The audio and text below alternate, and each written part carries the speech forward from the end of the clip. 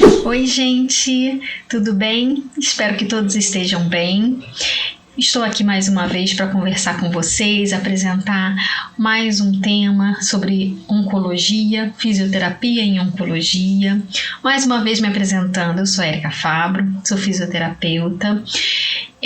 Trabalho com oncologia desde 2005, sou especializada em fisioterapia em oncologia pelo Instituto Nacional de Câncer, fiz essa especialização em 2004 e desde 2005 eu trabalho diretamente com paciente oncológico. Agora, desde o ano passado, estou em parceria com a Vital Tape Físio aqui no canal para mostrar para vocês um pouquinho mais sobre a fisioterapia oncológica, tentar estimular, vamos dizer assim, seduzir cada vez mais que fisioterapeutas se apaixonem pela área, tanto quanto eu, mas que mesmo quem não queira trabalhar diretamente na oncologia, em muitos momentos a gente acaba lidando com o paciente oncológico, uma vez que a gente entende que a oncologia é uma especialidade muito transversal às outras especialidades. O que eu quero dizer com isso é que a gente vai lidar com paciente oncológico com sequelas, ou complicações decorrentes do avanço da doença ou do tratamento oncológico. Essas complicações podem ser complicações respiratórias, complicações ortopédicas, neurológicas, vasculares. Então, a gente acaba perpassando todas as outras áreas. Então, é importante que, mesmo que eu queira trabalhar exclusivamente no CTI, eu vou lidar com o paciente oncológico no CTI. Se eu quiser trabalhar na dermatofuncional, eu vou lidar com uma paciente, muitas vezes paciente que foi submetida ao tratamento do câncer de mama na dermatofuncional. Então, é importante que a gente entenda realmente e goste cada vez mais da oncologia. Então é isso que eu quero trazer para vocês, esse gostinho dessa área que eu acho tão interessante. Então hoje eu separei para trazer como tema o início, o que é o câncer, a oncogênese, para a gente entender esse princípio e a partir daí começarmos a entender mais, eu conseguir passar para vocês um pouco mais sobre o tratamento oncológico e aí a gente vai entrar nas sequelas desse tratamento oncológico, nas complicações, vamos dizer assim, decorrentes do tratamento oncológico, tá? Então, bora lá. Então, a pergunta que eu fiz foi: o que é o câncer? Para trazer o tema dessa aula. Bem, a definição é que a palavra câncer ela vem do grego. Ela tem origem na palavra cárquinos, que significa caranguejo. Quem utilizou esse termo pela primeira vez foi Hipócrates, que é considerado o pai da medicina. Ele viveu mais ou menos em torno dos anos 400 antes de Cristo, e aí nessa época o que acreditava, e ele até criou essa teoria, era a teoria fisiológico-humoral, que cada organismo humano tinha 4 humores orgânicos. Esses humores seriam o sangue, a bile amarela, bile negra e fleuma. E aí, o que considerava é que esses humores eles tinham que estar sempre equilibrados no organismo. Uma vez que algum deles tivesse um desequilíbrio, uma produção maior, isso poderia gerar algum problema no funcionamento do nosso organismo. Então, a bile negra é quem era responsável pela formação dos tumores. A verdade é que esse conceito ele influenciou o meio científico até o século XIX. Durou muito tempo. Foi só quando teve a descoberta da célula, do organismo, da composição do nosso organismo, que através de para a formação do tecido, a gente necessita de várias células, vários tecidos para a formação de um órgão, e aí sim a gente consegue ter a formação do organismo, mas o princípio é a célula. Então, até entender dessa unidade funcional, acreditou-se durante muito tempo nesse conceito da teoria fisiológica. Virchow, que entrou mais ou menos na década de 1840 na Faculdade de Medicina, foi, depois desse tempo, foi quem criou, e eu não sei especificar a data para vocês, mas foi ele que criou a teoria celular. Ele que entendeu a base da célula, né? A composição celular, e criou a teoria omnis, célula e célula. O que ele quis dizer com isso é que uma célula ela só tem origem de outra célula. Então, isso parece muito simples para a gente hoje, mas foi uma grande descoberta, porque aí ele percebeu que a célula só tem duas formas de ter o seu crescimento, através da hipertrofia celular ou da hiperplasia celular. A hipertrofia é o que a gente observa nos indivíduos adultos em relação a células musculares, células de gordura. Então, quando tem um trofismo, um aumento, né, no tamanho da célula. E a hiperplasia é a multiplicação celular, né? Toda a divisão celular.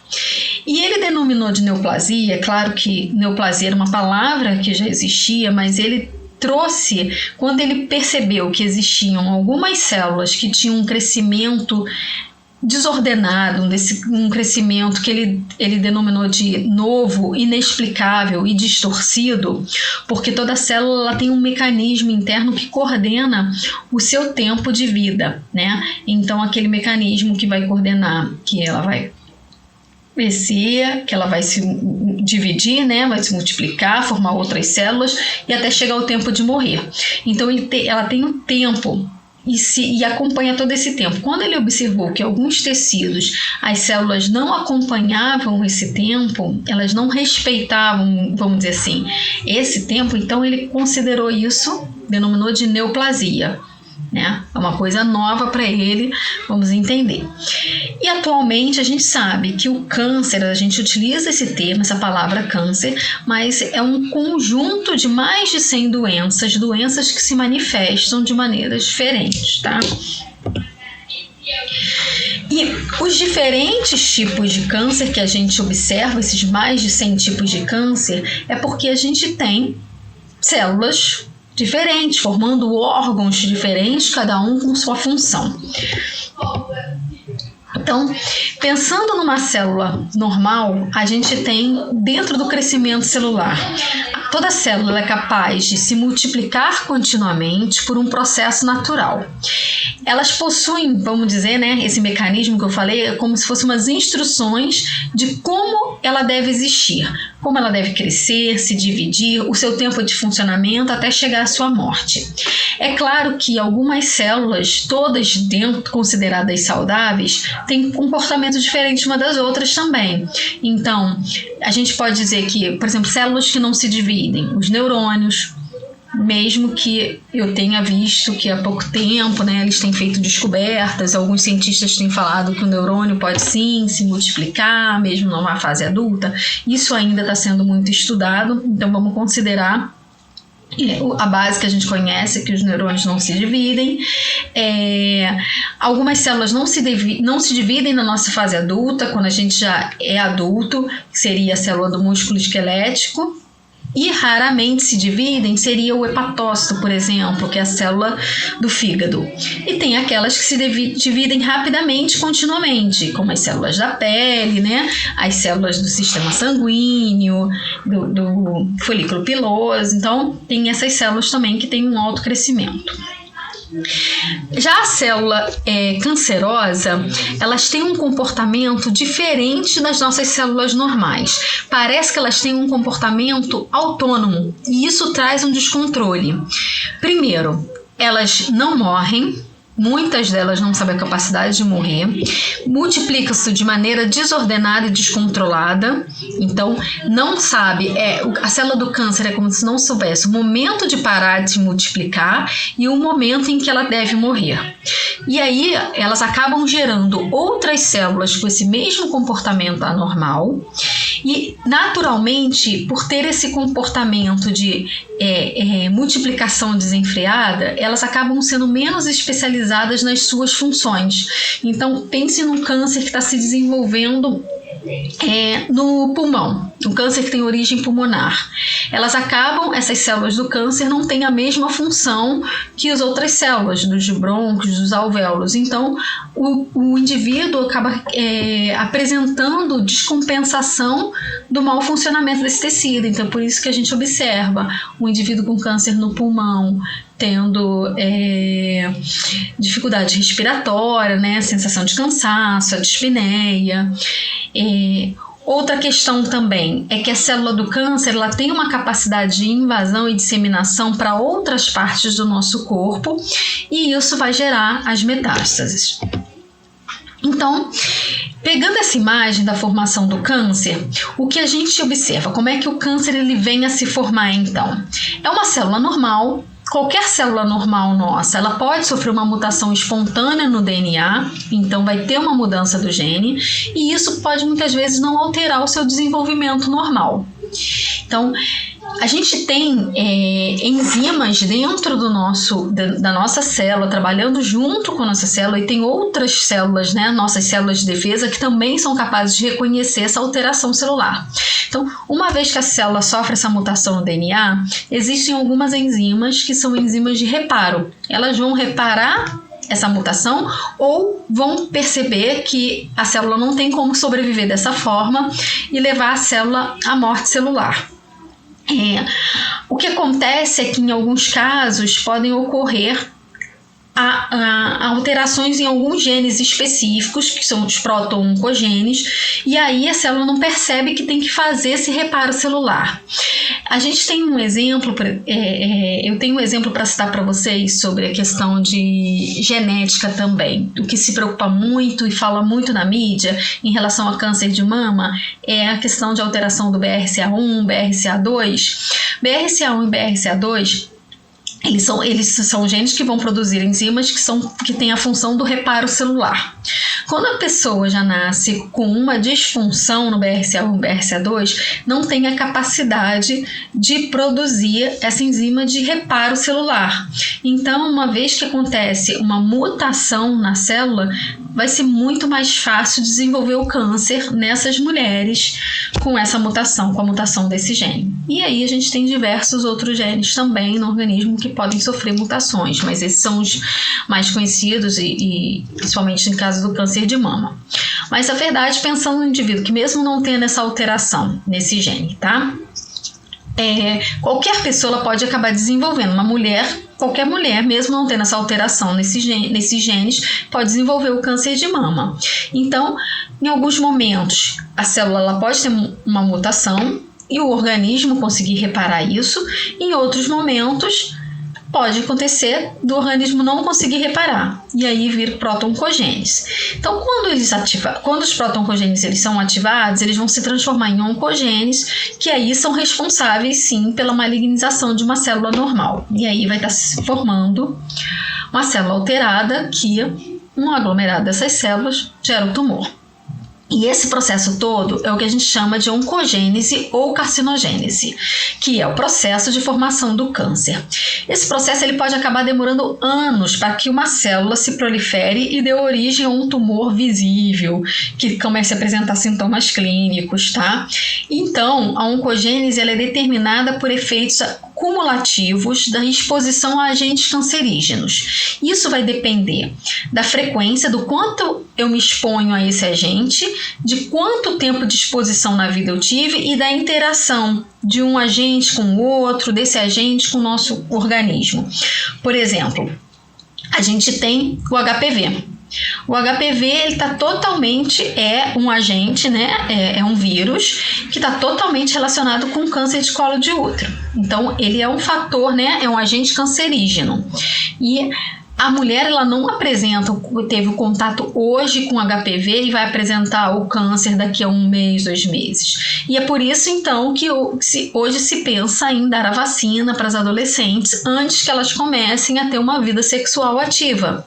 Porque o câncer, o HPV, ele pode demorar, ele vai ser um agente, vai gerar, vai favorecer essa lesão, né, essa mutação no DNA e vai estimular cada vez mais para que as células se proliferem ali, Tá? Outro exemplo que a gente tem acaba sendo o tabaco, que é o que mais fala, né, em relação ao câncer de pulmão, ao câncer de boca, né, de laringe, essa parte da cabeça e pescoço. Então, o tabaco também é um agente cancerígeno e que tem a função de continuar a ser promotor também na formação do câncer. Então, a gente tem um processo que passa por 3 estágios. A oncogênese ela tem 3 estágios. O estágio de iniciação, como está nessa imagem, que é onde o gene está sofrendo a ação do agente cancerígeno e tem a mutação. O estágio de promoção, tá? Que quando os agentes promotores vão atuar cada vez mais nessa célula já alterada para que ela se multiplique mais. E o estágio de progressão da doença. Falando do estágio de iniciação, então nessa fase os genes sofrem a mutação pela ação dos agentes cancerígenos, mas mesmo assim as células se encontram mesmo que as células se encontrem geneticamente alteradas, muitas vezes a gente não vai observar a formação do tumor, tá? Esse é o estágio de iniciação.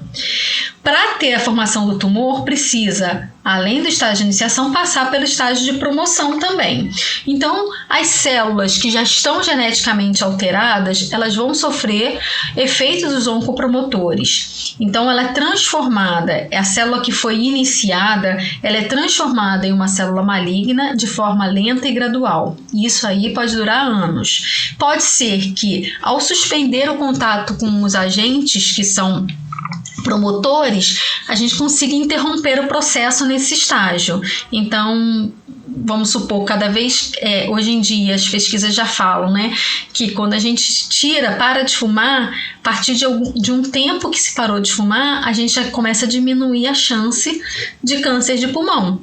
Então já vai voltando a ter uma proteção, né? E com o passar dos anos pode chegar a ter menor risco, como aquela pessoa que nunca fumou. Então, o importante é a gente afastar, realmente tirar esse agente que seja um agente promotor da formação do câncer. E a gente sabe que alguns componentes da alimentação, algumas substâncias tóxicas, o nosso estilo de vida, são fatores que vão promover a transformação das células que foram iniciadas, aquela célula que sofreu uma mutação, em células malignas. E o estágio de progressão se caracteriza pela multiplicação descontrolada e irreversível das células que já estão alteradas. Nesse estágio, o câncer já está instalado, evoluindo até o surgimento das primeiras manifestações clínicas da doença. Os fatores que promovem a iniciação ou progressão da carcinogênese são chamados agentes oncoaceleradores ou carcinógenos. Então, um exemplo que a gente tem, como eu já mencionei para vocês, é o fumo. Ele é um agente carcinógeno considerado completo. Ele possui componentes que vão agir nos 3 estágios da carcinogênese, da oncogênese, né? Então, ele tem componente que vai agir na fase de iniciação, e vai agir na fase de promoção e nesse estágio de progressão também do câncer. Então, os tumores, quando eles se apresentam, eles podem se apresentar, né, numa fase pré-neoplásica, antes realmente dessa malignidade, a fase pré-clínica ou microscópica, quando já tem o tumor, mas ainda não manifestou sintoma clínico, e a fase clínica, que é a grande maioria dos casos que a gente observa. E essa evolução, como eu mencionei, que pode demorar anos, ela depende, né, da velocidade de crescimento desse tumor, desse comportamento tumoral, do órgão em que o tumor está localizado, da resposta de cada organismo e dos fatores ambientais, o quanto essa pessoa ainda se expõe a agentes que são aceleradores, né?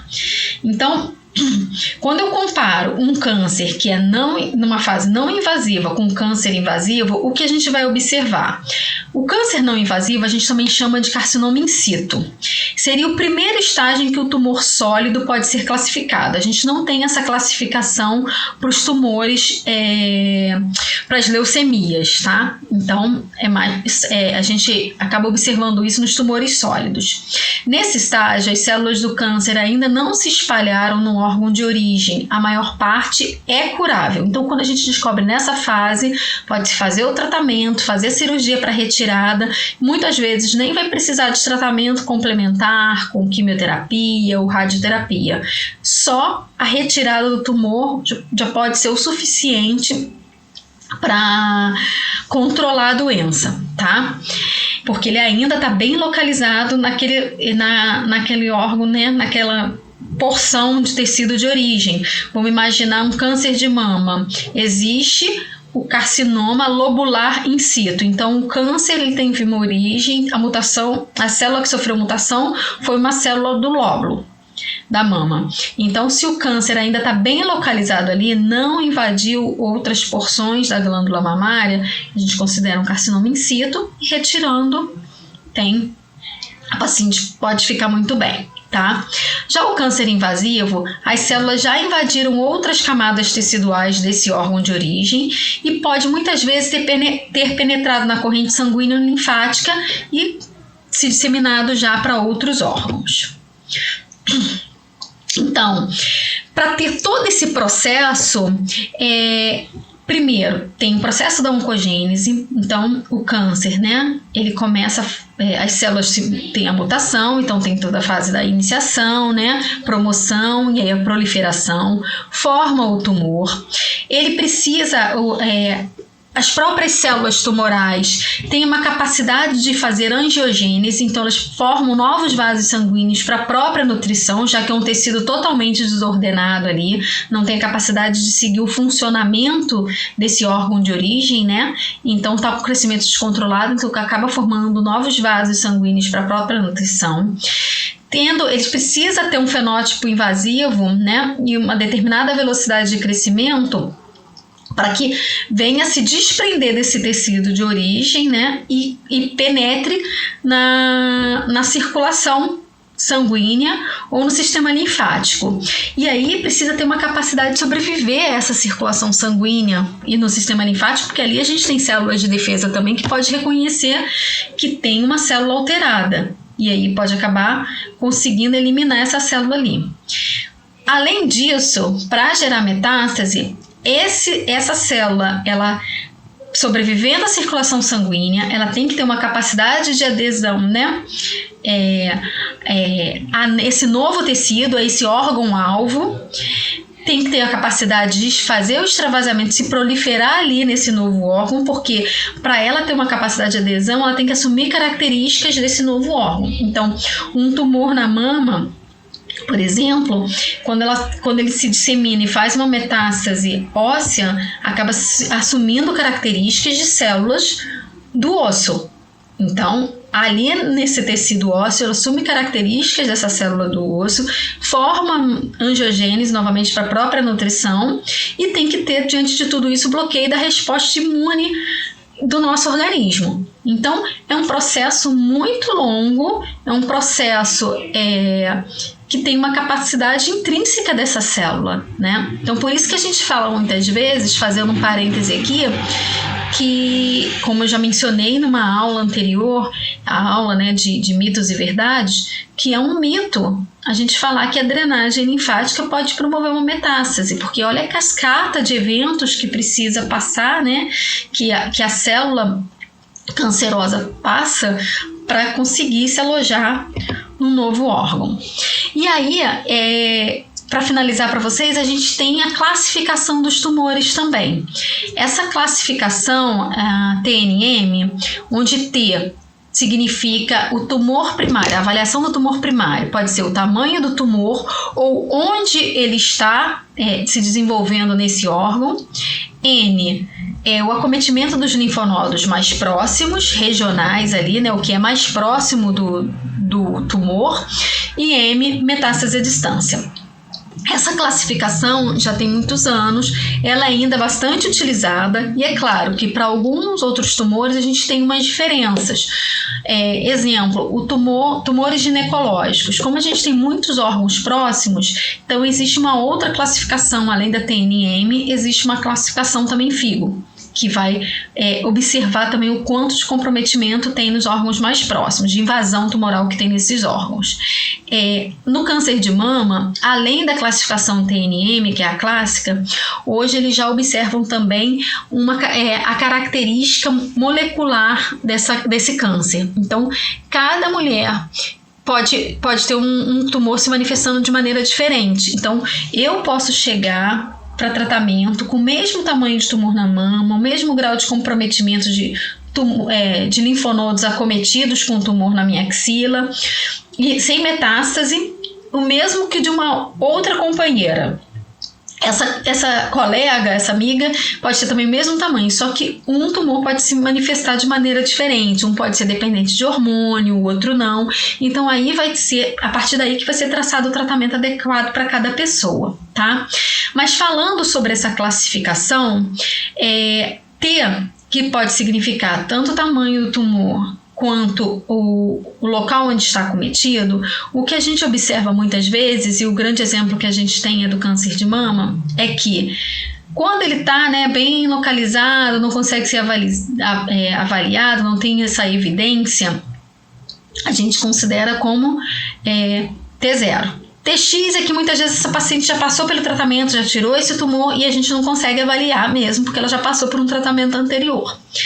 O T1 é o tumor quando ele é menor do que 2 centímetros em todo o diâmetro, em relação ao seu maior diâmetro, desculpa. O T2 está entre 2 a 5 centímetros, o T3 maior que 5 centímetros e o T4, ele independe do tamanho do tumor. A questão do T4 é a sua localização.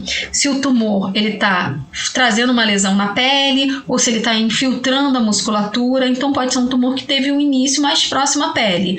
Mesmo assim, por já ter uma lesão em pele, o tratamento acaba tendo uma necessidade de ser mais agressivo, tá? Porque tem uma chance maior de disseminação. Quando ele já tem uma invasão para músculo, a mesma coisa. Então, por isso que o T4 é a forma mais agressiva. E existe também o que a gente chama de carcinoma inflamatório, que é ele parecer que está, quando a mulher parece que está com uma mastite, que tem um aspecto de casca de laranja, com um processo inflamatório. Esse é o mais agressivo, considerado uma classificação maior, mais avançada. Os linfonodos mais próximos, que no caso do câncer de mama seriam os linfonodos da axila, a gente tem outros exemplos que eu posso dar para vocês. No caso do câncer de vulva, linfonodos inguinares. No caso do câncer de colo de útero, linfonodos pélvicos, que é aqueles que são mais próximos da região, tá? Então, o N0 significa que não tem nenhuma metástase nesse linfonodo mais próximo. Não tem sinal nenhum de metástase ali. N1, a gente pode ter uma metástase clinicamente avaliando, essa avaliação clínica que por exame ou por avaliação exame físico ou por exame de imagem, a gente observa no N1 metástase para linfonodos regionais, níveis 1 e 2, mas na hora de apalpar a gente consegue manusear, consegue sentir um caroço, vamos dizer assim, na axila, mas consegue manusear. O N2 a gente já está mais endurecido, já tem uma massa endurecida, não consegue manusear, então isso significa que tem muito mais comprometimento.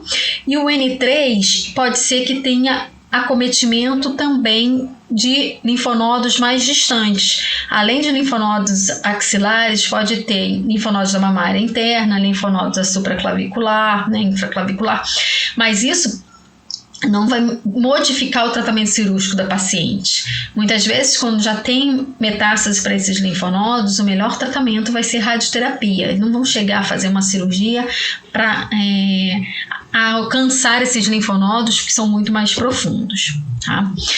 E M, que é a metástase, a gente só tem a classificação M0 e M1. M0, ausência de metástase à distância. M1 é metástase à distância.